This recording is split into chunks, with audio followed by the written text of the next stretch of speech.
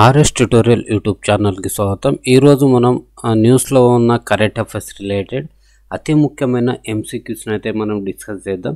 అంటే multiple choice question ఆధారంగా మనం కొన్ని కరెంట్ అఫైర్స్ అంశాలను చూసే ప్రయత్నం చేద్దాం. సో ఫ్రెండ్స్, ఇందులో చాలా వరకు ముఖ్యంగా కేంద్ర ప్రభుత్వానికి సంబంధించిన పథకాలకు సంబంధించిన క్వశ్చన్లే ఉన్నాయి ఎంసీక్యూస్లో. కాబట్టి దీన్ని ఖచ్చితంగా స్కిప్ చేయకుండా చివరి వరకు చూడండి. మిగిలిన వీడియో నచ్చినట్లయితే లైక్ చేసి మీ ఫ్రెండ్స్తో షేర్ చేయండి. సో అదేవిధంగా ఫస్ట్ టైం మన ఛానల్ని విజిట్ చేసిన వారు మాత్రం ఖచ్చితంగా మన ఇది ఛానల్ని అయితే సబ్స్క్రైబ్ చేసుకోండి. సో ఫ్రెండ్స్, ఇక మనం ఫస్ట్ క్వశ్చన్ని చూసుకుంటే ఇక్కడ చూడవచ్చు. ఆర్బీఐ ప్రకారం 2024-25 కోసం భారతదేశానికి సవరించిన ద్రవ్యోల్బణం అంచనా ఏమిటి? సో 5%, 4.5, 4.8, 5.2. సో ఇక్కడ చూడవచ్చు మనకు ఆన్సర్ వచ్చేసి 4.8. అయితే ఆర్బీఐ గతంలో ఇది 4.5 అని చెప్పింది, కానీ ఇప్పుడు దాన్ని సవరిస్తూ 4.8గా మార్చడం జరిగింది. సో ఇది ఆర్బీఐ రిలేటెడ్. ఫ్రెండ్స్, ఇది క్వశ్చన్ సింపుల్గానే ఉంది, బట్ ఈ డాటా గుర్తుండాలి మనకు. కాబట్టి ఇది ఒక క్వశ్చన్. ఆ తర్వాత మనం నెక్స్ట్ క్వశ్చన్ చూసుకుంటే పిఎం ఈ విద్యా ఛానల్ 31. సో పిఎం ఈ విద్యా ఛానల్ 31 యొక్క ఈ లక్ష్యం ఏమిటి? సో ఇక్కడ కొన్ని మిస్టేక్స్ అయితే వస్తుంటాయి ఫ్రెండ్స్. మనం ఏంటంటే ఇంగ్లీష్ నుంచి డైరెక్ట్ గూగుల్లో ట్రాన్స్లేట్ చేయడం ద్వారా, కాబట్టి మన క్వశ్చన్ పేపర్లో కూడా ఈ విధంగానే వచ్చే అవకాశం ఉంటుంది. సో మన ఇంగ్లీష్ క్వశ్చన్లను కూడా మనం చదవాలి. సో యూనివర్సిటీ విద్యార్థులు, ప్రాథమిక మరియు మాధ్యమిక పాఠశాల విద్యార్థులు, పనిచేసే నిపుణులు, ఉపాధ్యాయులు, శిక్షకులు. సో దీనికి ఆన్సర్ వచ్చేసి మనకు ఆప్షన్ 2. సో పిఎం ఈ విద్యా ఛానల్ 31 ద్వారా 1 నుండి 12వ తరగతి వరకు ఉన్న విద్యార్థులకు సంబంధించింది. ఇది విద్యా బోర్డులతో సమలేఖనం చేయబడిన పాఠాలను అందిస్తుంది. సో మారుమూల ప్రాంతాల్లో సహా దేశవ్యాప్తంగా విద్యార్థులకు చేరుకోవడమే ఈ ఛానల్ యొక్క లక్ష్యం. సో టౌన్లు, సిటీలోనే కాకుండా మారుమూల ప్రాంతాల్లో కూడా విద్యార్థులను ఈ పాఠాలు అందించడం లక్ష్యంగా పిఎం ఈ విద్యా ఛానల్ 31 అనేది రూపొందించడం జరిగింది. సో ఫ్రెండ్స్, ఆ తర్వాత మనకు థర్డ్ క్వశ్చన్ చూద్దాం. మనం ఈ థర్డ్ క్వశ్చన్ ఏంటంటే, క్రింది వాటిలో ప్రపంచ బ్యాంక్ యొక్క ప్రాథమిక ప్రయోజనం ఏమిటి? సో లేకుంటే ప్రాథమిక విధి ఏమిటి అనవచ్చు. మనం విధి అనడం బెస్ట్. ఇక్కడ క్వశ్చన్ కొంచెం ఆలోచన చేసి చేయాల్సి ఉండే. సో ఇక్కడ చూడవచ్చు, దీనికి ఆన్సర్ వచ్చేసి ప్రపంచ బ్యాంక్ ప్రధానంగా పేదరికాన్ని తగ్గించడం మరియు తక్కువ మరియు మధ్య ఆదాయ దేశాలలో ఆర్థిక వృద్ధికి తోడ్పడే లక్ష్యంతో అభివృద్ధి ప్రాజెక్టులకు ఆర్థిక సహాయం చేస్తుంది. సో ఇది ప్రపంచ బ్యాంకు యొక్క ప్రాథమిక విధి. సో ఆ తర్వాత క్వశ్చన్ 4 చూసుకుంటే మనకు ఢిల్లీ కాకుండా రితాలా, నరేలా, నాతాపూర్ కారిడార్ ద్వారా కింది వాటిలో ఏ రాష్ట్రాలు అనుసంధానించబడ్డాయి? సో ఆన్సర్ డైరెక్ట్ ఇచ్చేసినాం ఇక్కడ, ఉత్తరప్రదేశ్ మరియు హర్యానా. సో ఈ ఎంసీక్యూ సిరీస్ యొక్క అంటే లక్ష్యం ఏంటంటే, క్వశ్చన్స్ ఏ విధంగా వస్తున్నాయి, సో ఆన్సర్ మనము ఏ విధంగా ఐడెంటిఫై చేయాలి, కరెంట్ అఫైర్స్ని ఏ విధంగా మనం ప్రిపేర్ అయితే ఎగ్జామ్ ఓరియంటేషన్లో అంటే ఎగ్జామ్లో ఎగ్జాక్ట్గా ఆన్సర్ చేయొచ్చు అనే దాన్ని ఫోకస్ చేస్తూ మనం ఈ క్వశ్చన్స్ అయితే తీసుకొస్తున్నాము. ఇది మన క్వశ్చన్ డైరెక్ట్ ఇచ్చి తర్వాత ఆన్సర్ ఏంటని అడగడానికి ఇది ఎగ్జామ్ కాదు, మనం ప్రాక్టీస్ చేస్తున్నాం. సో ఢిల్లీ మెట్రో ఫేజ్ 4 కింద రితాలా, నరేలా, నాతాపూర్ కారిడార్కు పీఎం మోడీ అధ్యక్షతన జరిగిన కేంద్ర మంత్రివర్గం ఆమోదం తెలిపింది. ఈ కారిడార్ 26 కిలోమీటర్లు విస్తరించింది మరియు ఢిల్లీ మరియు పొరుగున ఉన్న హర్యానా, ఉత్తరప్రదేశ్ మధ్య కనెక్టివిటీని మెరుగుపరచడమే లక్ష్యం. ఇది ఈ ప్రాజెక్ట్ ఆమోదం పొందిన 4 ఇయర్స్ లోపు పూర్తి చేయాలని నిర్ణయించారు. సో ఢిల్లీతో పాటు ఉత్తరప్రదేశ్, హర్యానా టార్గెట్గా ఈ ప్రాజెక్ట్ అయితే ఆమోదించడం జరిగింది. సో 26.4 కిలోమీటర్లు. ఆ తర్వాత మనకు క్వశ్చన్ 5 వచ్చేసి కొన్ని 3 ప్రకటనలు ఇచ్చారు తెలంగాణకు సంబంధించి. వాటిలో సరైనది ఏందని, సో తెలంగాణలోనే మొత్తం భూమిలో 80% కంటే ఎక్కువ సన్నకారు మరియు చిన్న రైతులు ఉన్నారు.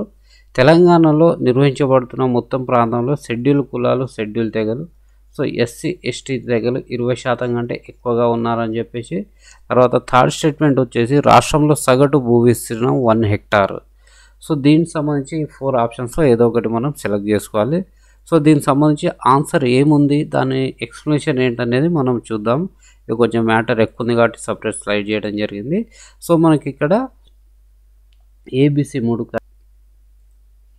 నెక్స్ట్ క్వశ్చన్ వచ్చేసి అరవింద్ పనగారియా అధ్యక్షతన భారత 16వ ఫైనాన్స్ కమిషన్ ప్రధానంగా కింది లక్ష్యాలలో దేనిపై దృష్టి సారించింది? జీఎస్టీ వ్యవస్థ సంస్కరించడం, రాష్ట్రాలు మరియు యూనియన్ల మధ్య ఆర్థిక సవాళ్లు మరియు వనరుల పంపిణీ పరిష్కరించడం, భారతదేశంలో విదేశీ పెట్టుబడులు పెంచడం, కేంద్ర ప్రాయోజిత పథకాలకు నిధులు పంపిణీ చేయడం.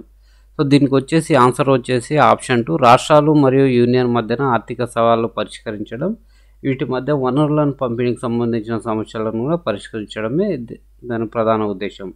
అరవింద్ పనగారి అధ్యక్షతన ఉన్న 16వ ఆర్థిక సంఘం భారతదేశం యొక్క ఆర్థిక సవాళ్లను పరిష్కరించడం మరియు 2024 నుంచి 29 కాలానికి కేంద్ర మరియు రాష్ట్రాల మధ్య వనరుల పంపిణీని సిఫార్సు చేయడం అనేది ప్రాథమికంగా పనిచేస్తుంది.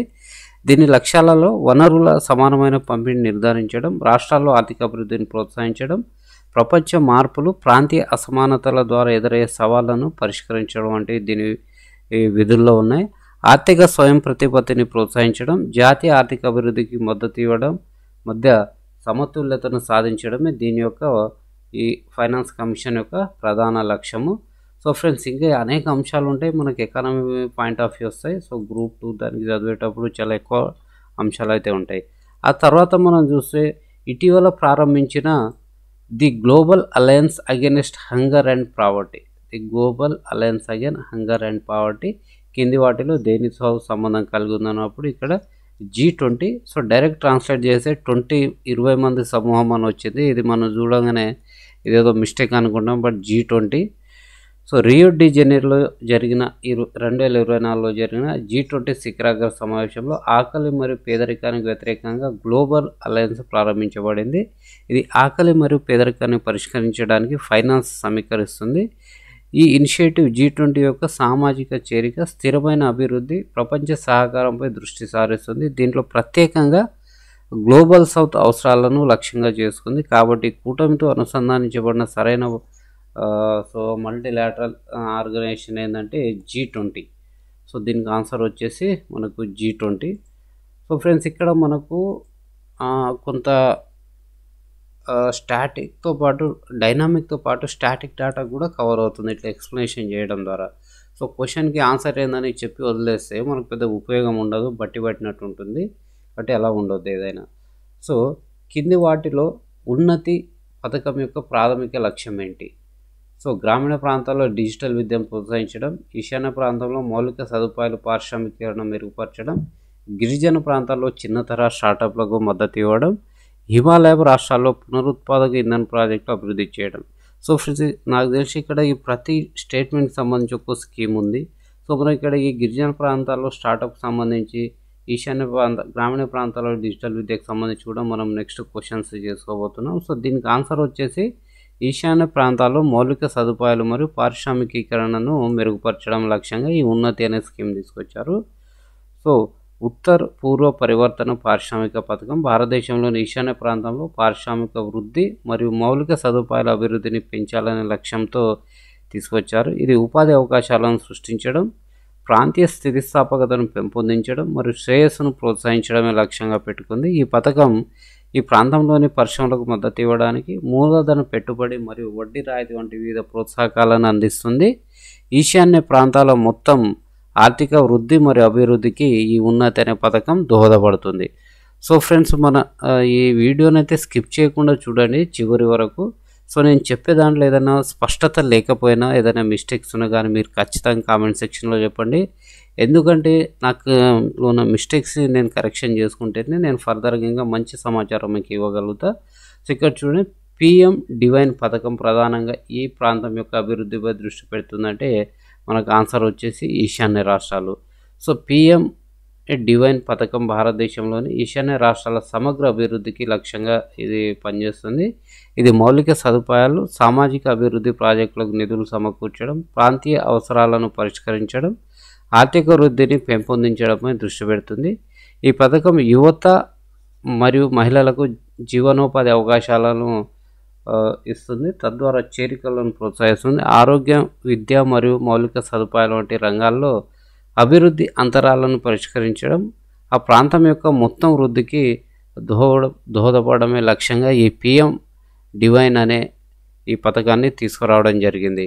సో ఫ్రెండ్స్, ఆ తర్వాత నెక్స్ట్ ఇది లాస్ట్ క్వశ్చన్ మన MCQ ఈ వీడియోలో. సో ఇది చూసుకుంటే భారత సూపర్ కంప్యూటింగ్ మిషన్ భారత సూపర్ కంప్యూటింగ్ మిషన్ కింద ఐఐటి ఖరగ్పూర్ కింది వాటిలో ఏ సూపర్ కంప్యూటర్ని ఏర్పాటు చేసింది?